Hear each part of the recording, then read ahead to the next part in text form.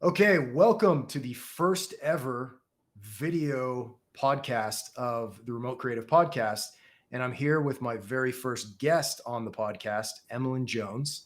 And we're going to be talking about her origin story, her success story, where she came from, how she got there, and all the fun stuff in between.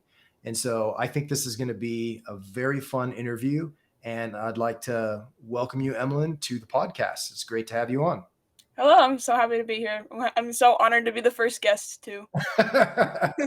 You'll remember this one day. It'll be in your movie. That's what we always like. Yes, It'll be yes, in the movie one day when they tell the world our story. yeah. So yeah, let's just go ahead and I want to give it a little bit of background. So I was made aware of you by a brother-in-law who knew your dad. You were on Etsy and you're selling your artwork in the form of stickers and other things. And you were thinking of switching to Shopify. And so hmm reached out, we did a call, and we were kind of discussing the strategy there. And when you mentioned the amount of fees that Etsy was charging you, I was blown away. I thought, Yeah. yeah, I was like, okay, she's selling stickers. Let's talk about this. Help out. But I was like floored when I heard about the fees. And so since that point, I've seen your new Shopify site. It's really good. I mean, it's really good. You picked the perfect theme. You set everything up really, really well. Typically, when I run into professionals that hmm have been at things a long time, they'll show me something and it's just full of problems. So the Right. fact that you were able to pull off a beautiful Shopify site that I thought was extremely well executed, I mean, you're like leaps and bounds ahead. And I'm going to be throwing a lot of compliments your way, probably, but just accept them. They come from a genuine place. I'm very impressed by you and what you've accomplished. We'll get into that a little bit of the success that you've had, but let's just talk a little bit about your origin story and how you got started and what drives your passion. Like, where did this all come from?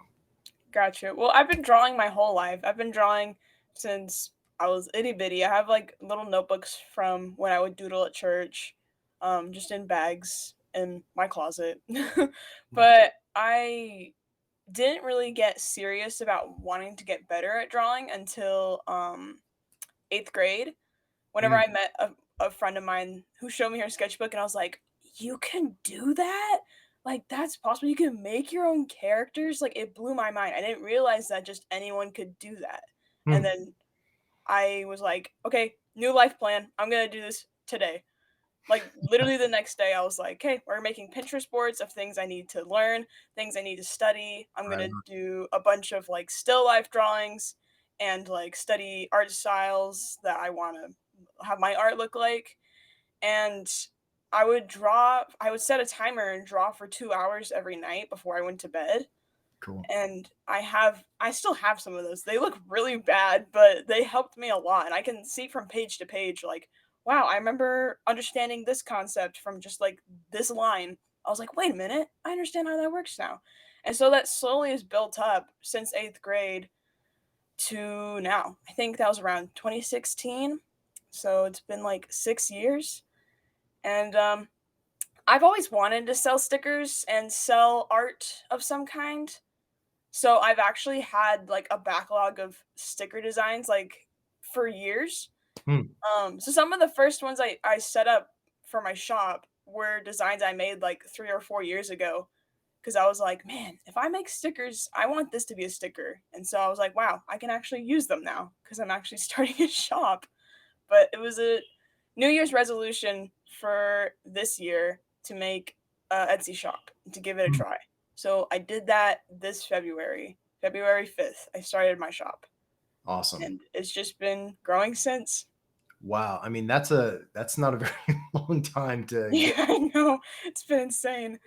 I I really like the fact that you understood a couple of critical things that a lot of people never seem to understand, and that is number one, the power of putting in the reps, the hours, because when it comes to doing anything well, putting in the time is such a key thing, and you deliberately set aside time to work on it, which is phenomenal. That shows an incredible amount of discipline.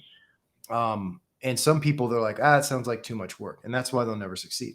they're not willing to put it in. And then people look around and go, man, how is that person so good? Well, they did the work. The other thing too is you are reflective on your past work. I began to discover that when I was in middle school as well. I became discouraged because I didn't think I saw other people better than me, and I was like, I kind of beat myself up a little bit. But then I would look at my work from 6 months before, and I'd say, oh wow, I've improved. Now, what would happen? What am I going to look like 6 months from now? It's going to be that much better. So, what can I do now to improve it? And so that reflection and looking at where you came from and where you're going, that helps you visualize the future and give you the confidence to keep going. And every time I talk to different people that are trying to develop their art skills, that seems to be a problem. They're very overly critical Mhm. because you're so inspired by other people. Actually, you're more intimidated than inspired, and the Mhm. intimidation holds you back, where the inspiration draws you forward.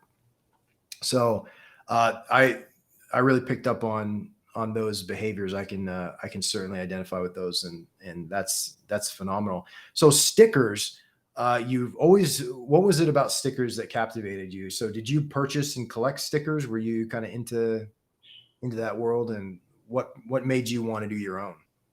I just the idea of like it's a little piece of art and you can put it on stuff. Like I just thought that was such a simple concept, but it was such a fun idea.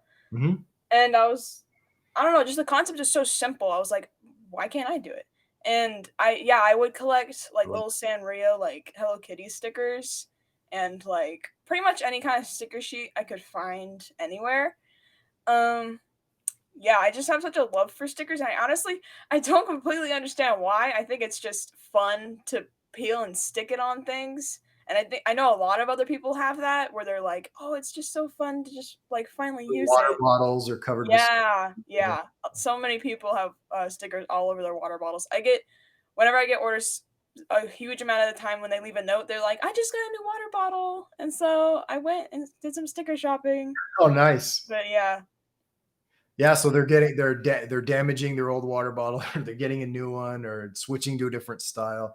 I know I've Mhm. gone from like Yetis to Stanleys, and they're all over the house, and so I always kind of feel like when I have a water bottle with nothing on it, I got to fill it up with stickers again. So I haven't put as many stickers on my new ones just because I used up all my favorite old ones, and Mhm. it hasn't been as huge of a priority for me, but Right. I can totally see that. And so you ended up wanting to do this just because you like stickers, and you're like, Yeah. well, if I like stickers, I want to make my own. Were you thinking very heavily at the time about selling these and about this turning into a business? Were you thinking, maybe I'll just make a couple of bucks, or what was your initial thought? Pretty much. Well, I had a steadily growing Instagram at the time that of people that really liked my art. So I was like, "Oh, I bet they would like to buy some stickers." So I started with Redbubble, where I Mm, would just put my art on there and people could buy them. But yeah, I made like like 7 cents off each sticker or something. Like it was ridiculous. I was like, "Okay, this is not gonna work. This is not gonna be worth it if I keep making art just for Redbubble." So, yeah, a bunch of people would ask me, they're like, "Oh, do you ever plan to do stickers, sell stickers? Do you ever plan to sell prints or keychains?" And I was like, "Man, that'd be so cool." And so I did it. nice. Yeah, I mean the great thing about Redbubble is you can test concepts out, right? Definitely, definitely. If there's a market for. That's exactly what my dad would say. He's like, "Well, you can slightly adjust the price, so figure out your market and put as many designs as you can and figure out what people want and how much they're willing to spend for it." Yeah, so your dad was kind of giving you some advice and some different ways of looking at things, and Mhm. like how critical do you think was his feedback in helping you grow? Very critical because there's so many times where he's like, "What if you just try this? Like, just try it." And I've always been like, there's been so many times where I'm like, "I don't know, I Hmm, don't know about that," because sometimes I can be kind of stubborn. Because I'm like, I can figure it out by myself. But sometimes he's just like, just try it. Like with the temporary tattoos in my shop, he found that paper and he's like, "But what if you just try it? Like, what if you try temporary tattoos?" And I was in my head, I was like, I'm gonna have to roll them out every time. I'm hmm. gonna have to hand cut them because I can't cut them through my machine. And then I was like, you know what? Whatever, I'll give it a try. And then they started selling like the first day I had them, and he's like, I told you should have tried it, and you did, and it worked." And so little things like that makes it way easier for me to try new things. But I definitely that's definitely thanks to my dad. So That's cool. It's really interesting when you have somebody pushing you a little bit outside your comfort zone and giving you definitely, a different way of looking at things. Because yeah, it's very easy to get stuck in your own echo chamber of your mind yeah. and just do what you're comfortable with. And Hmm. so, yeah, that's really good. I think that's important. I think that a lot of people may struggle with that. I know that I do sometimes. It's sometimes hard to reach out and accept other people's opinions, but after a while, you begin to realize, I don't know everything, and you got you got to go through that a little bit of that humility process and, Yeah. and realize that it's empowering to have other people. So, yeah, excellent. And one of the things I wanted to talk about too was I took a little journey through your Instagram and your TikTok. Oh Just no. no, it's really good. Just looking at the progression. Even people. I look at my kids' own drawings, even their first ones that are, obviously nothing impressive, but I love noticing even at those very first drawings just how they're understanding how the eye works or when they start adding eyebrows to the characters. Right, Things. right, And so, I mean, from the get go, a lot of your early stuff is still great, but you can see the rapid progression over time when you look at the timestamps on all of the images and the posts, and you are innovating and developing all different kinds of stuff. What I like about your work is it all has a very, you can tell it's yours. There's like a bit of a signature as to your style, but you do such a wide variety. Like I never know what you're going to do next. Like there's like a hand with severed fingers that was really cool, and you got these little ghost characters, and you have all these different creative ideas, and showing that amount of variety, it's almost like you want to keep coming back to see what's going to be next. There's always going to be something new. It's because sometimes people will do the same thing over and over again. They'll create the same kind of stuff, yeah, and after a while, it gets kind of like, okay, it's another dragon, it's another alien, it's another this or that. But right. yeah, you really seem to push the boundaries of your creativity, which I think is intriguing and is a perfect mesh with the stickers and giving people different and new things to try out. But I noticed a little trend. I wanted to talk to you about this. Mhm. So in the very beginning, I saw you doing a couple of things that I thought were pretty brilliant. And I noticed that you put out a request like, hey, what should I draw? And you were basically taking these recommendations in, and then you would draw the pictures, and then you'd put the usernames of the people that requested those in the final Instagram shot. And I just thought that was absolutely genius because you're involving people in your work. You're making them feel like they're a part of something. And so they feel invested in you, like there's Right. something there. And then I noticed that you then translated that up into the stickers where you were trying to gauge from the community what artwork would look good as a sticker so that they could have some input, they're invested, and then they become customers. So you're doing market research essentially, and you're testing the waters of your target audience and you're narrowing it in. And I really found that astounding. Like, was that, how did you arrive at those series of steps? Was it by chance? Did you read something? Like, how did you, like, where did that come from? I ju I just kinda did it. I don't know. I because I feel like that was something I always wanted 'cause, I'm both those people. I'm someone Mm, that's making art, and I'm also someone that's appreciating art from other people. right. So, whenever people are like, "Oh, I don't know what to draw," or something, I'm like, "Oh my gosh, what if you do this?" And then, like, they actually use it, like, it's the coolest feeling. So I wanted to make that an opportunity for people that like my stuff. And I even like sweetened the deal a bit more. And they were like, I was like, well, if you have a concept for a sticker and I use it, I'll send you that design for free. And Mm, then they get like it gives more people incentive to comment more things that they really want as a sticker because they're like, I could get it. I could actually have it. And right. then I can see how other people are reacting to their comments and their requests and see which ones most people would want. And Mm. Because a lot of people will see my art style and they're like, okay, specifically for her art style, I think this would look cool. And then a lot of people, I can see if they agree or disagree, and then I pick and choose which ones I use. It's pretty Uh, great. It's yeah, fun. it's absolutely brilliant what you're doing, and it kind of makes me wonder because I didn't grow up with I'm an old guy, so I didn't grow up with the internet. Like the Right, first right. time I ever used the internet was in 2021 or 2001, right? I was like, last Huh. year? I like saying this just around the turn of the century, right? It used to be the Right. turn of the century. It was like Yeah. 1900. Now it's like we're using that language now. We're in the 20s again, the new roaring 20s. It's not really roaring yet, but maybe it will be.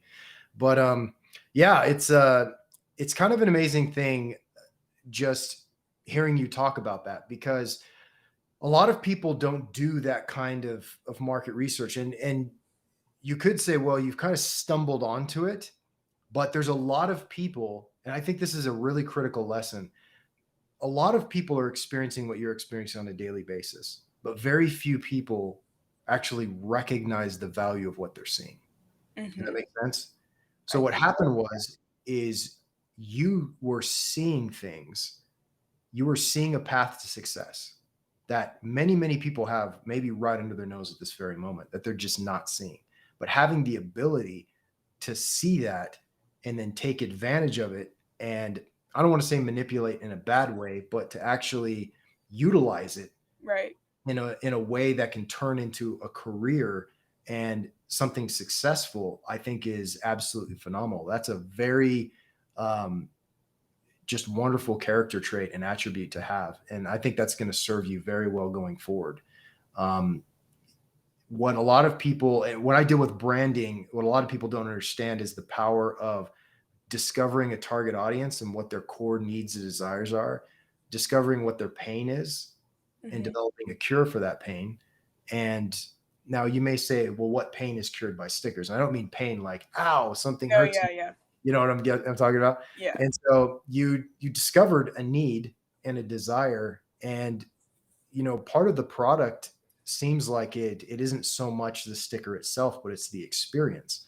Mhm. And I think on our one of our calls, you were mentioning that you were getting a lot of views, like on TikTok, from showing you putting the actual mailing pieces together. Talk a little bit about that because I Yeah. like that story. Yeah. I think it's like you said where people love feeling involved. Hmm. So, it's just like it's fun when people send in an order and they know that I'm seeing it. I feel like it's because they know I'm packing it. They know I see them. Mm. So as I'm packing it, I'm like reading their note. I'm responding to it, and I feel like that just makes it so much more special for the person that placed the order. And then they also get to see like the little extras I put in and just putting it all together and just knowing it's like it like adds to the experience. So then once they get it, they're like, "Oh my gosh, it's just like it's just like the video. Like it's just like everything I wanted. Like it's just makes the experience like completely different from just like ordering and then getting it. It's like another I don't know how to explain it. It's almost like a different like adds more like dimension to it all because it's like I don't know, it just adds more to the whole experience. So you do now in terms of all of the orders that you get, what Mhm. percentage of them do you film like that? Oh man, I used to film every request I got, but that was when I was still running my business in my room. Like Mm. it would just fit all on that desk. Um oh man, I don't know. Probably like 5 to 8% I can film because I just genuinely I'm so swamped all the time because it just keeps growing and then I'm trying to do new things and I'm trying to make other content. And so whenever I have time, I always have stacks of notes and then I write back to all of them and then we pack them. Yeah. So I'll have a separate pile for packing videos and then I'll film them all and then like I'll save them for the future to post and stuff. Mm. But I just I can't film them all. So yeah, the percentage is quite low because I just can't do them all anymore. As much as I would love to, I just like there's too many. It's a good problem to have, right? No, I know, I know. That's what my dad says. He's like, "Well, that's a very good problem to have." Well, I mean, the cool thing about that is, when people see you doing that, even once one every now and then, they know at some level that even if they don't see the video, that that type of experience is happening. And Right. I love what you said about, they I'm trying to remember your exact words, but you're saying they feel seen, Mhm. and something along those lines that you had said. And I think even coming out of the COVID and the lockdowns and everything, people became very detached from one another. Yeah. And so the fact that you're doing something that allows connection to happen, I think is very powerful. I mean, even if COVID didn't happen, just the human connection, especially in the world today, is always a great thing. We have that. That's a visceral part of our being, is to feel connected to others. And you're providing that more so than just the stickers.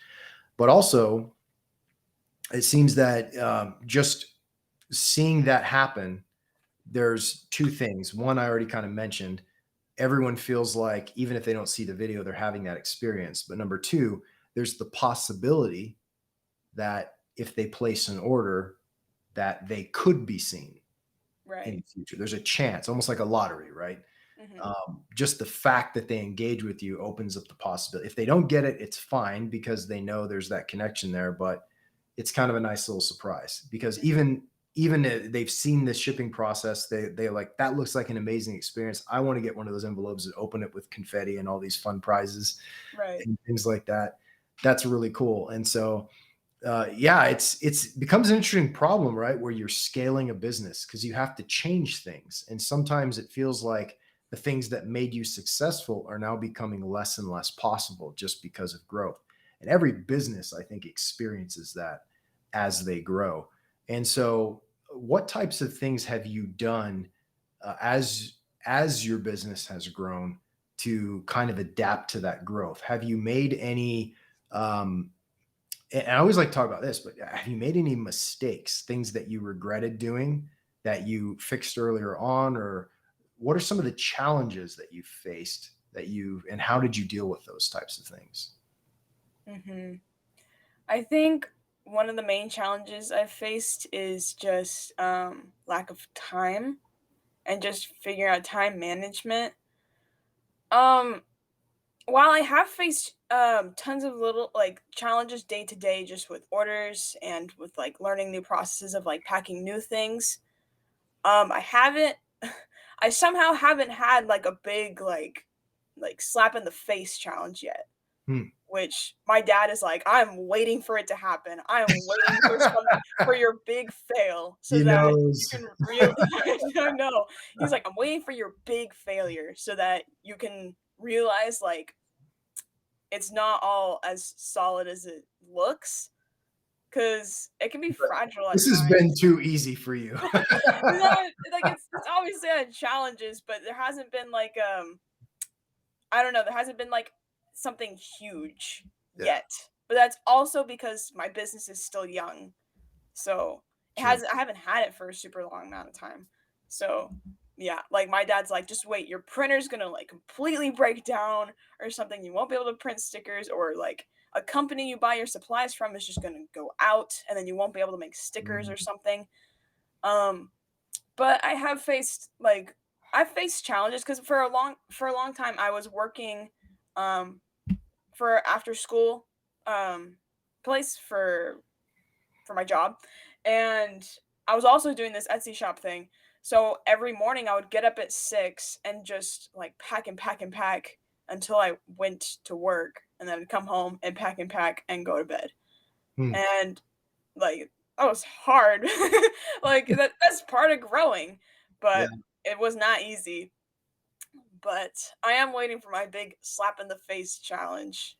But Well, I hope that never comes, right? yeah, but it's gonna happen at some It's point. well, it's good to kinda, like, mentally prepare yourself. Yeah, The yeah, beautiful thing definitely. is, like, I wasn't a very good student in school. Mhm. I've always been an entrepreneur. I've always tried to figure things out and try to look for solutions outside of, the status quo and the norm. Mostly because I'm just stubborn, and I don't know if that's like an artist thing or whatever, but um, yeah, I had a lot of problems with the rigidity of school, and I think one of the things that um, contributed a lot to my frustrations is that when you go to school, failure is punished. Right, If you right. fail, then that's bad. Like you succeed this one way, or there is no success. It's one way or no way else. I think Right, there's a certain amount of value to that depending on what you're doing, but if you're going to be an entrepreneur, you can't fear failure. right, All failures do is open up new opportunities. They teach you things. They can be one of your greatest educators, as frustrating as they can be. Like I don't like failing at things, but I got to tell you, every time there's a failure, I make it count by learning what I'm going to do from it and evolving and pushing off, and it just kind of tends to help orient you a little bit more. And that's a very different type of mentality to try to switch to after a whole lifetime of being schooled in a certain way. And right. so those can certainly be concerns to some people more than others, I think. But let's talk a little bit about the name Milky Tomato. I think your dad told me a little bit about the story. So you want to talk about where you came up with the name Milky Tomato and tell us a little bit about that. Right. So around the time that I started getting serious about art, I made a deviant art because I had gotten my first digital tablet. So I was trying to do digital art. And I was like, oh, all my friends that are really good at art have deviant art. So I'll make an account. And then I was like trying to make a username, and I wanted to make something cutesy like strawberry milk, but they were all taken. Peach milk, like all these like types of fruit milks, and then I was like, well, tomato's a fruit. So my deviant art name was Tomato Milk. And then Mm, whenever I went to Instagram, tomato milk was taken. So I was like, okay, Milky Tomato. And so that's how I got my name. awesome. Very cool. And Yeah. it looks like you got the domain name milkytomato.com too. Yeah, I Yeah, did. Yeah. awesome. Thank goodness. I love having that just consistency. So you've got milky.tomato on TikTok and Instagram, and then you've got milkytomato.com. So when is your, I didn't check this morning, but do you have like a go live date for your Shopify store? We don't have an official date. We're doing like test things with our family where they buy stuff and then we like figure out the process of processing orders because we don't want to open it up and then get orders and then we don't know how to process them yet. So we're doing that first. But it should be open in like a week or something. So, Yeah. but yeah, We call that like a closed beta in software development where right. that's it first. So very wise. You're making a lot of very good decisions moving forward. So I think, I mean, that seems like it's contributed a lot to your success for sure. So let's talk a little bit about, we have been talking about you being successful. Do you want to give us an idea like where you've come from February, and what does your growth look like Right. since that time? Well, when I started in February, I was printing on like just like normal paper, label paper. Like it felt like cheap copy paper. Okay. But in my head I was like, "Oh, the colors are good and the print like it's not fuzzy or anything. So I'll sell them." And people bought them for what, like 3 months? And then my dad was like, "Okay, these aren't waterproof. They're very DIY. They're going to get scratched easily. Like they're going to get dirty easily." And so I slowly went from making these hand cut, like blank, like cheap paper stickers. So you were cutting them all by hand? Yeah, I was hand cutting them all. Holy That's cow. one of the main things that took up all my mornings of packing orders before I went to work is because I had to hand cut them all. And I didn't have the printer in my room at the time. So Yeah. anytime I needed stickers, I would run back and forth from my dad's office, print stuff, and then run back, cut it, and be like, "Oh no, I need this one," and then just it would just be repeated. I keep running back and forth. Mm, But yeah, I would hand cut them all, and I was pretty good at it. That's one of the reasons I kept doing it because I was confident in my scissor skills. mm. But yeah, for until March when I bought myself a silhouette cameo 4 for my birthday. I was hand cutting them. And even whenever I started using the machine, they were still not waterproof, but it was only like a couple weeks into cutting them on my machine. I was like, I can't. They have to be waterproof. Like this is driving me crazy. Like I wasn't able to have confidence in my product, and it just made me feel guilty whenever I sold them because I was like these like I wasn't advertising them as waterproof. I was very honest with them being not waterproof or laminated, Cool. but I felt guilty because I was like, but these probably aren't going to last that long, Right. or like they're probably going to get dirty or something. So I was like, okay, it's time for a change. I looked into the website I get my paper from, and they had polyester waterproof paper, weatherproof paper, and then I got it, tried it, it worked great. And then I used laminate, covered it in laminate. It's scratch proof now. The ink's not going to come off. It's waterproof. The image is sealed on there. And it's not too thick or too thin. It's like the perfect thickness. And it just felt so much better than my old stickers. And I was like, finally, I'm so glad I did this. So yeah, I went from like cheap hand cut stickers within like a few months to not hand cutting them, machine cut, waterproof, weatherproof stickers. But Wow. yeah, So, I mean, that's a big difference in quality. yeah, There's a lot more work happening, but yeah. at least you're not cutting out by hand anymore. So, Thank goodness. what yeah, what's the difference in labor compared to how you're doing it before? I mean, I imagine a machine cutting it is takes a lot out, but then you have these extra steps. Does hmm that add a lot more to the process, or is it pretty manageable, you find? Um, the laminating process adds some time, but luckily I have this big like cold laminator roller, and I've figured out a process to laminate it quickly. Because when I was looking into laminating stickers, when I was looking at tutorials, I couldn't find anything that wasn't like hand applying it. And you got to press hard to get the laminate on correctly. But if you Mm. press too hard, you'll dent the paper. If you press too hard, you'll scratch the laminate. But if you don't press hard enough, there'll be bubbles and all this stuff. And I was like, man, I am not about to do that for every single sticker page because we print Yeah. a lot of pages. And so I remember we had something like this in my printmaking class when I was in community college. So I looked into it and I was like, oh, it's like $120 for this big metal roller, but I'll try it. And it's the best thing ever. I don't know what we would do without it. I don't know. Like, it kind of blew my mind because I didn't see anyone else using it.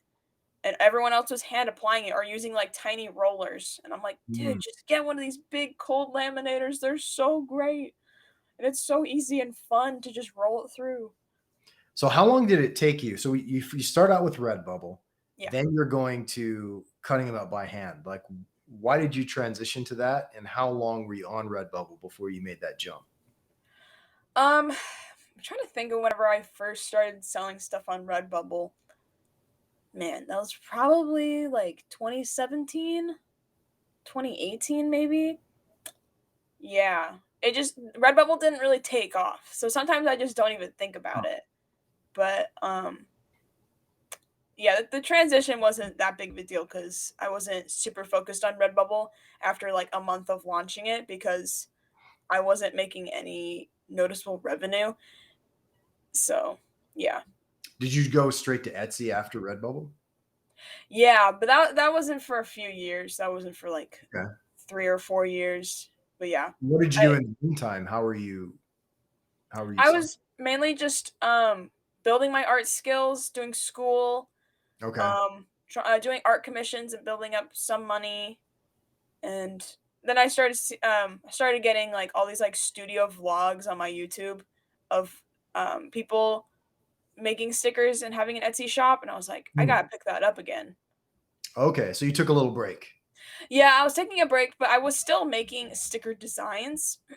Just I Mhm. wasn't selling them, but I was taking that time to build my art skills so that I can make Gotcha. better stuff. Nice. Yeah. That good old story of sharpening the axe. I don't know if Mhm. you remember that one. That's what it reminds me of. Yeah. So excellent. So you seem driven by a passion to develop. You want to make every part of this experience exceptional and great, and you're pushing yourself, and you're doing it in a very productive way. You're taking time to improve your skills. You're investing in better equipment and technology, and so you move over. You're on Etsy now. And at what point did you notice that there was like a surge? Like where did that happen? Because usually when people start off in a business, things are just kind of plugging away. They get a sale and then they celebrate that first sale and they're thinking, now I'm going to be now, here I'm off. I'm off to get my private jet, my Right, yacht. right. And so, but then things just kind of can stagnate for a while. And Mhm. sometimes you don't land the success that you want. So what did that trajectory look like for you?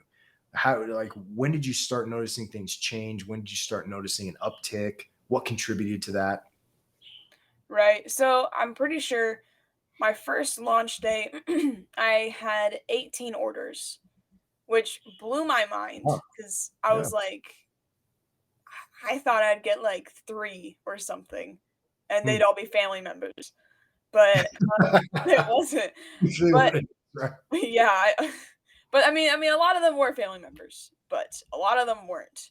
Yeah. But in my head, I was like, well, I'll probably get a few orders, and they'll probably be buying like 1 to 2 stickers. And my first ever order was my sister, and she bought like 3 stickers. And then my second order, I don't know who this person was, but they bought $40 worth of stuff, and Wow. that blew my mind because I was like, I never thought people would be getting multiple things in an order. I thought they'd be getting like maybe like Hmm. 2 or 3 at most because it's stickers. In my head, I was like, I love stickers and I love the idea of stickers, but I wouldn't spend like 40 bucks on stickers. Right. And then it was one of my first orders Of and it mine. blew my mind. I was like, "What?" But the whole time, my mom and my mom has done Etsy and eBay for a long time. So my mom was Okay. like, "It's gonna be like, if anything, it's gonna be really big the first day, but don't get bummed out if it doesn't continue because like that's normal." So I had that mindset the entire time because like I didn't want to get my hopes up. I didn't want to start like stocking up on things just because the first Right. day was doing really well. And then like nothing happened. But from the first day onward, I would get 2 to 3 orders every day. There was one day in the first week I got no orders, and I think since then I haven't had a day where I haven't gotten at least like one order or something. Right on. So, yeah, it was crazy, but for the first couple months, I slowly went from 2 to 3 orders a day to 5 to 8 to what was it? 8 to 12. And then I had a TikTok video do really, really well. And Hmm. I got like 30 orders in one day. And I was like, whoa, what the heck? And then from then on, it was like 12 to 15 orders a day. And it's just slowly built up to have like a new daily average of orders. So So what are you at today? today, recently it's been about 40 orders a day. Nice. Yeah, and then on weekends, like this past weekend, there was 95 orders on Saturday. It was Wow. it was crazy. So like when you have 95 orders, 40 orders, something like that, what's the average price people are paying? Because you mentioned somebody paying $40. What's your bare minimum? Like I what's mean, the bare minimum is like $3 for one sticker, but the I've seen that the average is about $30. People will buy about $30 worth of stuff. wow. Yeah, Yeah, that's impressive. yeah, it's really exciting. So the trends have just slowly been creeping up and Yeah. continuing, right? So is your increasing in conjunction with the growth of your audience and social, or is it the same people coming back and buying from you? Where do you think that growth in sales is mostly coming from? It's definitely a mix of both because I'll get new people coming to my content and then new people coming to my shop, but I get a lot of repeat buyers. Like Hmm. I release 5 new products every week, and I have some people that come back weekly. They're like, "I'm here for my weekly Milky Tomato order. I'm here to get the new stuff." Because it's like they treat it as like a tradition almost. They're like, "It's Saturday, you know what that means." They're gonna I'm buy some stickers. Yeah, they're like, "I'm back." Like, they always seem to start their, message with, like, "Order number 7, going Wow. strong." I'm like, "Oh my gosh." But it's so fun because it becomes almost like a pen pal experience Huh. because they'll write to me, I write a message back, and then they come back next week, I write another message, and sometimes it's like a continuing conversation with all these people, and it's super cool. It's a really cool experience. Have you considered doing any kind of subscription where people? Yeah, I'm trying to set up a Patreon to do a sticker club at the Hmm, moment. that's Um, cool. yeah, I'm trying to figure that out, but we've also just been focused on the Shopify. But Right. once that's launched, we're gonna start working on the Patreon. Yeah, So, so moving to Shopify is gonna eliminate all these fees you were paying with Etsy. thank goodness. So what percentage is Etsy charging you in terms of fees? I think once we did the math, that like all together with like all the fees, it was like 28% or something. Yeah, We were that's a like, big chunk when you're making that much per in. right, right. It was pretty ridiculous. Yeah, it Yeah. makes a lot of sense to move to Shopify. I mean, it's like Yeah. 29 a month, Yeah. Yeah. is nothing. So I mean, I've built a lot of Shopify sites for clients and things, and I mean, it's just a really good e-commerce platform for starting out. I mean, even there's larger companies that are still using Shopify. It's just a good platform. Right. There's no reason to like custom build your own, unless maybe you're Amazon and you have billions of dollars, you can build your own thing. But uh, Right. it's great that we have some of these tools and that you can get up and running so fast like that. Mhm. Super cool.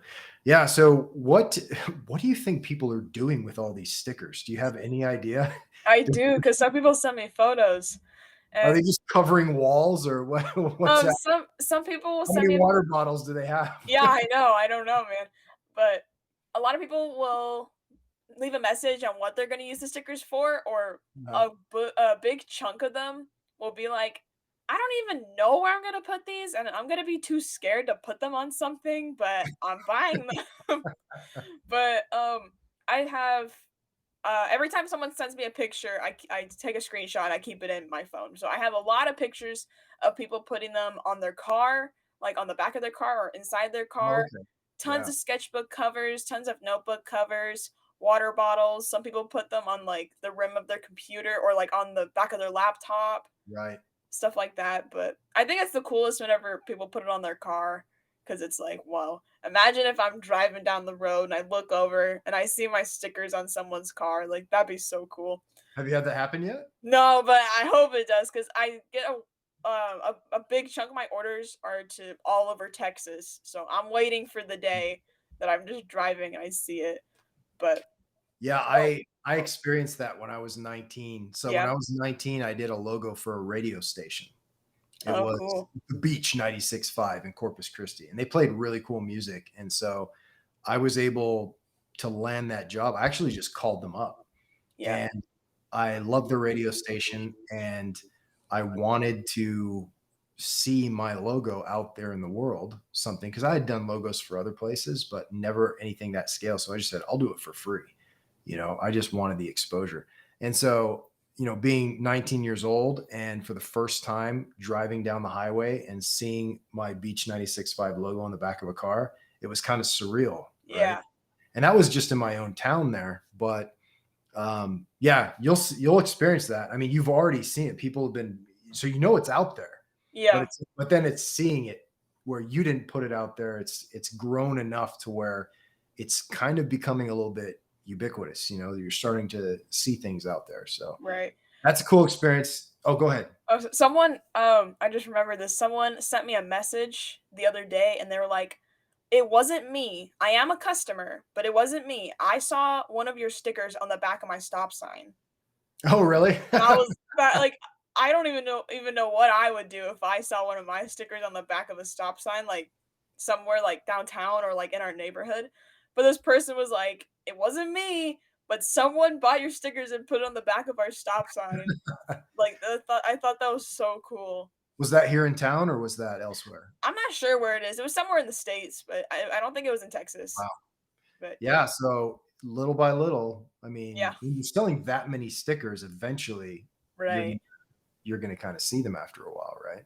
Right, right. Oh yeah, it is kind of crazy what people. I am a little bit of a stingy sticker person. Like I just ordered some of these for this course I'm doing, and I haven't put them on anything yet because I'm like afraid Yeah. if I take one out and use it that I'll regret where I put it later on.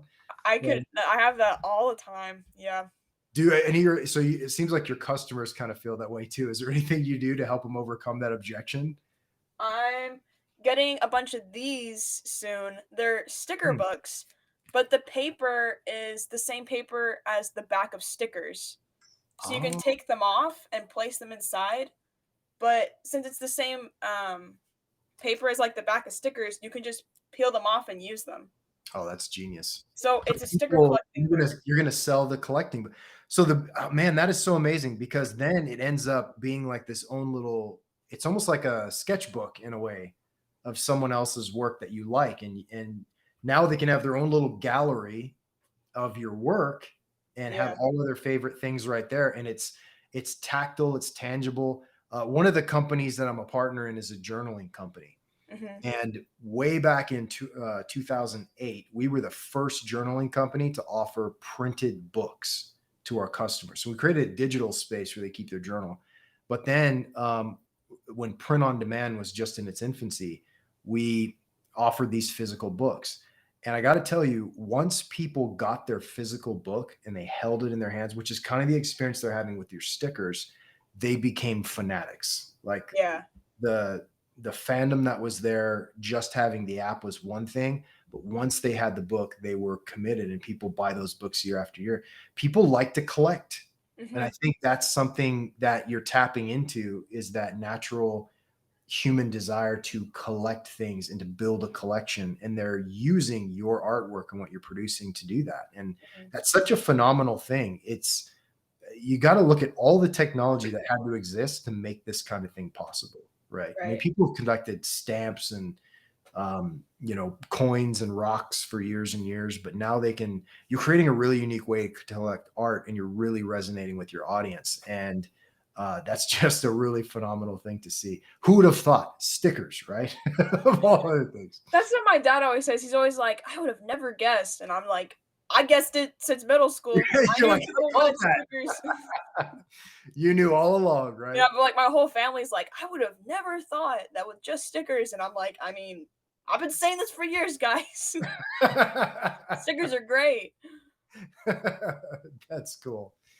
Man, so where do you see yourself taking this in the future? Like, are you just taking it a day or a time, or do you a day at a time, or do you have some plans for creating more massive growth? Because right now you're still fulfilling all these orders by hand. So Right. at some point, you're going to kind of get to that stage where you can't really cut out everyone. You can't really record the video.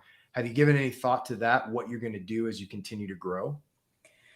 Um, I'm definitely it's gonna be harder to make like, packing videos. I'll have it be Mm, like, oh, like, 1 video I'll film, like, 1 request a day or something. mm.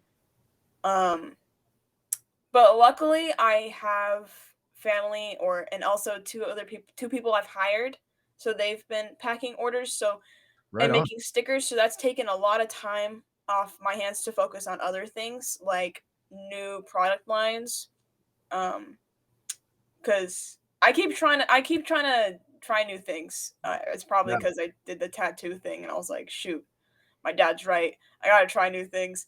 But yeah, I've been trying to grow and expand to different types of products. Like I have tote bags and pencil pouches and what is it? Journals and notebooks and those sticker books. Like those are in the works, and I have all kinds of other keychains in the works.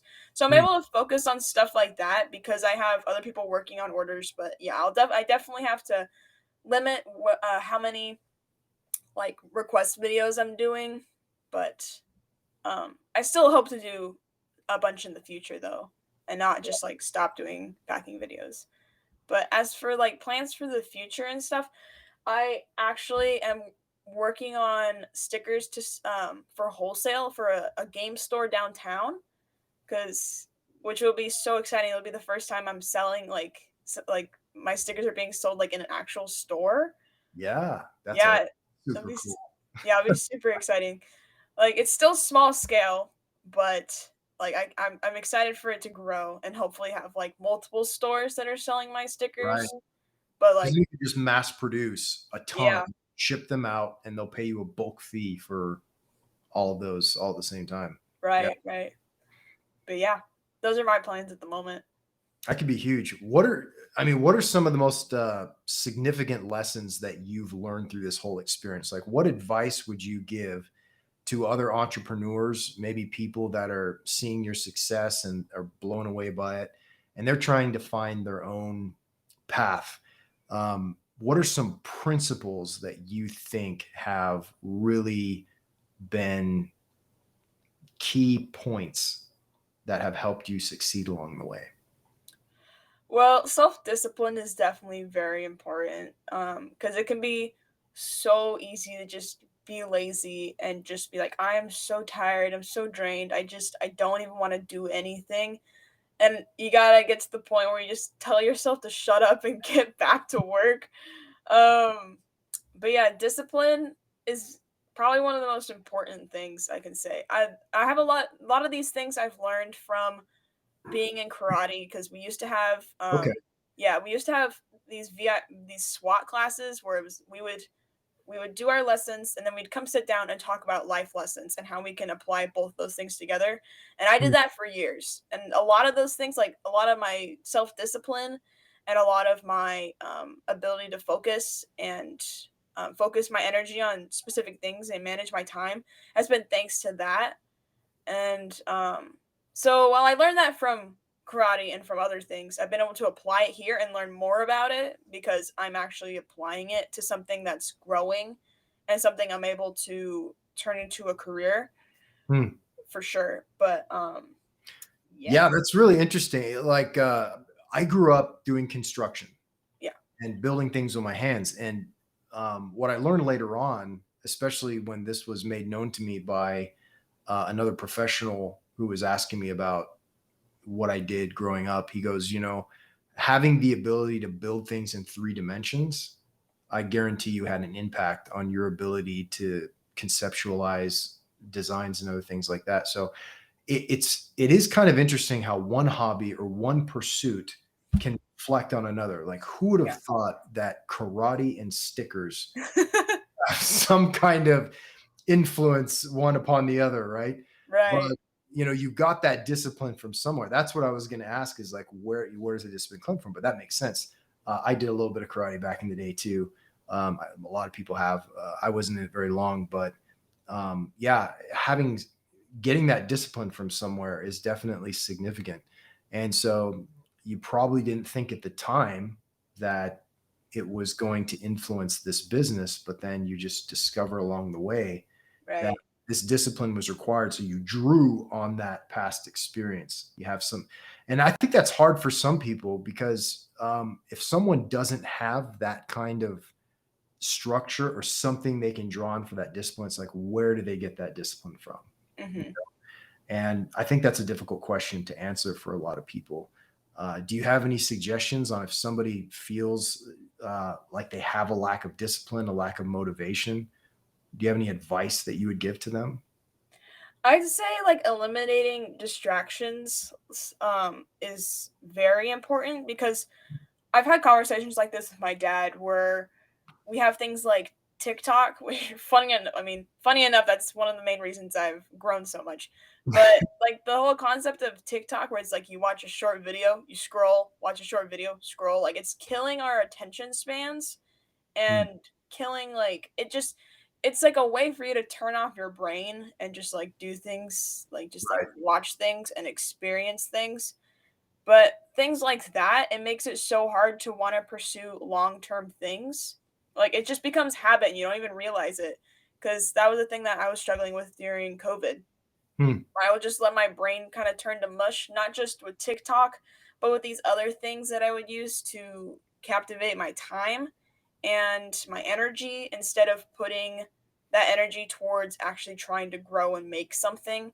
Instead, I was just, like, spending my motivation on nothing, and it was really draining, and it just turned into, like, a bad habit because it kept growing and growing, and it just kept getting worse and worse the more I didn't fight it because it's so hmm, easy to just keep going with it.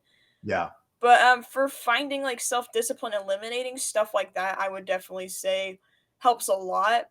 Also, trying something completely new and accepting the fact that you're gonna fail and learning and growing from it, like, that's one of the things that happened with karate, I did karate and art at the same time. And so finding like a hobby kind of like that where you can build off of each other and learn different values from it, because that's how I learned discipline. I learned it from karate because they kind of just like pounded it into us. They're like discipline, discipline, discipline. And while I was doing that at the same time as art, I was able to like apply those same things and build them off of each other.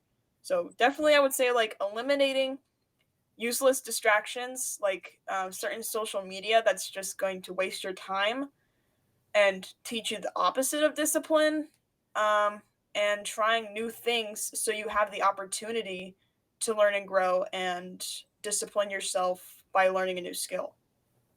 Right on. Yeah, just stimulating your brain simultaneously with multiple things. Yeah. Yeah, that's really really profound advice. And because I think a lot of people may assume that the best way to get better is to focus on one thing and then keep hitting that one note over and over and over again. But I think what tends to happen is you encounter that writer's block, Yeah. but or that creative block where you've exhausted all of the options in your mind at the time. But if you have something else, because people say go for a walk, go on a hike, like separate yourself and work another part of your brain, and then the juices start flowing again. So creating a specific hobby or finding another hobby that you can do in conjunction, something else that exercises a different part. So even something as different as karate, right? Right.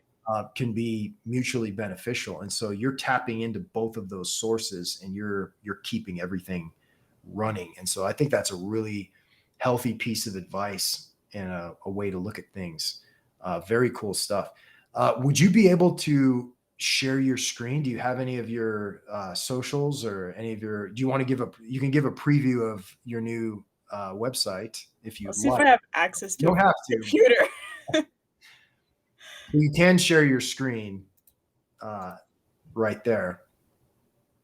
But I'd love for people to see your work. I strongly encourage people to go to some of your, definitely your Instagram, your TikTok.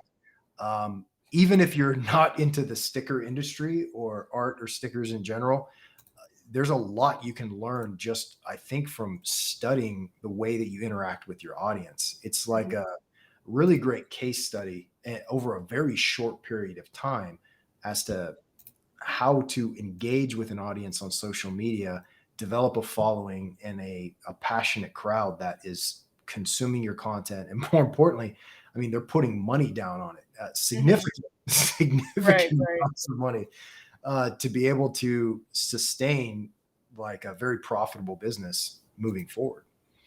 Here we are. This is milkytomato.com. We're getting an exclusive insight into the not yet live Milky Tomato store. So this is really exciting. Heck yeah. We're hoping to launch it within a week or two. But Nice. there's a way if you put in milkytomato.com, it'll bring up a page that says like fun things are coming soon, and you can put in your email so you can get updates once it's up and once new products are up and different like exclusive deals and stuff. But yeah, there's all these sections, there's reviews, there's a little handle with Instagram posts, and there's all the kinds of products I have in my Etsy shop, including gift cards, which I don't have on my Etsy shop. Cool. So this is this a new product? Technically, yeah. Nice. So if somebody likes your artwork, they can give them a gift card for the birthday or any special occasion, right? Yep. Very smart. Cool. Yeah, stationery pins, sticker sheets. What do you Mhm. find sells best, the sheets or just the individual stickers? Individual stickers for sure, but people still really like the sticker sheets. Yeah, I mean, if you take a look at some of these sheets, they're just really well designed. It's not just stickers sitting on a page. There's like a background and Yeah. um, really cool stuff. I can see why people would buy these weekly. It's just really, really fun. Lots of Mhm. different themes. I'm sure you do like holiday based stuff too, but For I love sure. random some of these different things are. And this is all Mhm. stuff that you're creating, which is phenomenal. How long does it take you to create like an individual sticker? I imagine some are more complex than others, but on Yeah. average, like how much time Um, are you putting into creating content? like for the bees specifically, like these are some of my more simple designs. It took about like an hour 10 minutes to make all three, like finish them, not to sketch them, but to like line and color them. So like the bees, like this type of style does not take long at all. But something like my skeletons, where is it? These guys, like those took a few hours for each one because Mm, they're definitely more complex and have it's like a different art style. But yeah, really. it can be pretty spread out. And then there's ones like this one where it is originally drawn in my sketchbook and then I scan it and clean it up so it's like a completely different process. So they can honestly take all different amounts of time Mm, because a lot of them are just completely different processes. right. And I love that the stickers aren't just filmed on a like a plain background. You've got Mhm.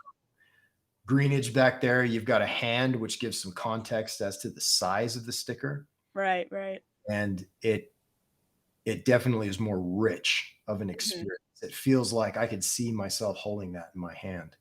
So Yeah. lots of color, really engaging. All they're all a little bit different, you Yeah. know. Each one has so you have this variety there, which makes it really interesting to browse and look at. And so that's a really good strategy. And it's not very complicated. I mean, you're just holding it in your hand and taking a picture.